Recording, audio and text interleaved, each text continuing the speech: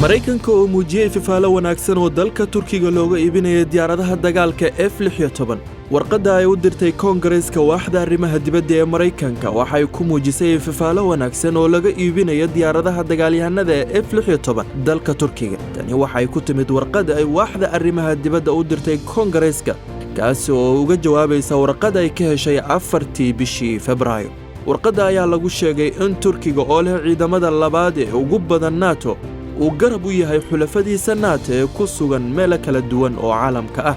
taageerada Turkiga ee midnimada dhuleed ee Ukraine iyo iskaashiga difaaca waa mid muhiim u ah ka hortagga canaasirta waxyeeleynaya gobolka ayaa lagu yiri warqadda oo ku saxiixnaa Nazi Duraoglu oo ah la taliyaha ku-xigeenka wasaaradda arrimaha dibadda ee Maraykanka u qaabilsan xiriirka Koongareeska. warqadda wasaaradda arrimaha dibadda waxay ku nuuxnuuxsatay inay jiraan dana muhiim u ah xiriirka labageesoodka oo salka ku hayo xiriirka ganacsiga ee dhinaca difaaca.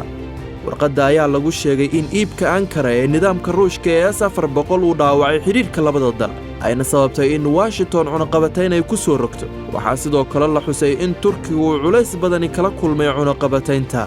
waxa ay sharaxday in haddii wasaaradda arrimaha dibadda ee Maraykanku ay ansixiyaan iibka ay ku xiran tahay ansixinta Koongareeska. bishii Maaj ee la soo dhaafay madaxweynaha Turkiga Recep Tayyip Erdogan ayaa dhigiisa Maraykanka Joe Biden u xaqiijiyay in la gaaray xilligii laga qaadi lahaa cunaqabataynta cadaalad darrada ee Maraykanku uu ku soo rogay Turkiga. waxa uuna ku sheegay khadka taleefanka ee dhexmaray in Turkiga uu ka dhursugayo jawaabta Maraykanka sida ugu dhaqsiyaha badan oo codsigiisa oo ay ku jiraan iibsashada 40 diyaaradood oo cusub iyo casriyeynta diyaaradaha F-16 ee ciidanka cirka Turkiga.